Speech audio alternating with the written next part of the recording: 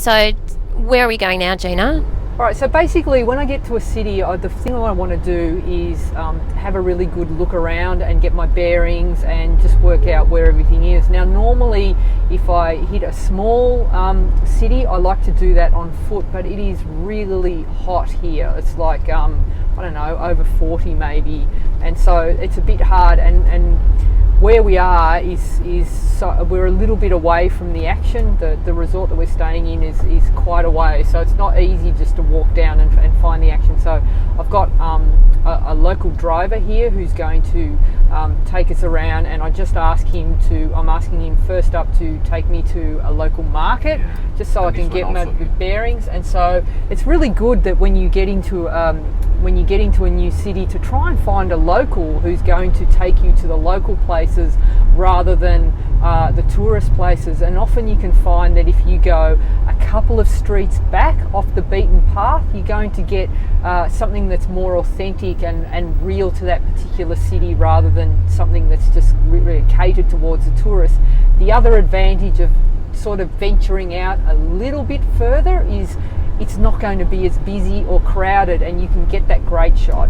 So do you suggest avoiding the bus tours with all the tourists and going out on your own instead? Of course. Like, I recommend you get up really early, because generally tourists, by the time they've had their breakfast buffet and got themselves organised, they're not venturing out until 9 o'clock in the morning. So if you're up at first light, generally you'll get all the good monuments. I've had the Eiffel Tower to myself. I've had all of the city of Rome to myself. I've had, some of the most beautiful, the Brooklyn Bridge to myself, just because I've gotten there, arrived at dawn, no tourists around.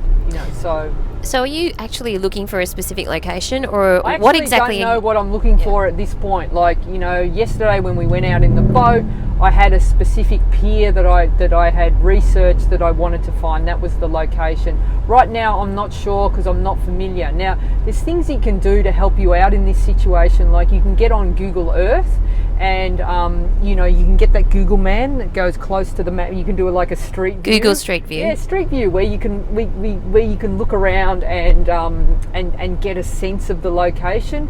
But right now I'm doing it. I've got someone to take us out for a few hours, and I'm just sort of looking around for interesting locations. But what makes an interesting location? What are you looking for when you're driving? In my head, what appeals to me is I've already spotted a few bikes leaning against places. So, like, what I love to do when I'm in a location like this, and the reason I will get a driver or a local driver, and that could be in a tuk-tuk, the little open sort of style, which is a lot cheaper, or even someone that'll take me on the back of a bike. And I've been known to hire a bike myself, just so I can go around and spot locations easily. But you want the person that you're with, that if it's a taxi driver, often if you say stop here quickly, they're not going to do it because they think you're a bit crazy. But if you brief the driver before you leave and you say, we're going to go out for 3 hours, we're going to be stopping and starting, and if you tell them all of that, they're on board with you, and then they start actually looking for the locations as well and helping you out. So that's really good, and I've got some great shots. So that's exactly what we're doing now. We're just driving. We're heading to a market, and we're going to get there, and then you're actually through the course of the day, the driver will understand what it is that you're looking for. So that's what we're doing.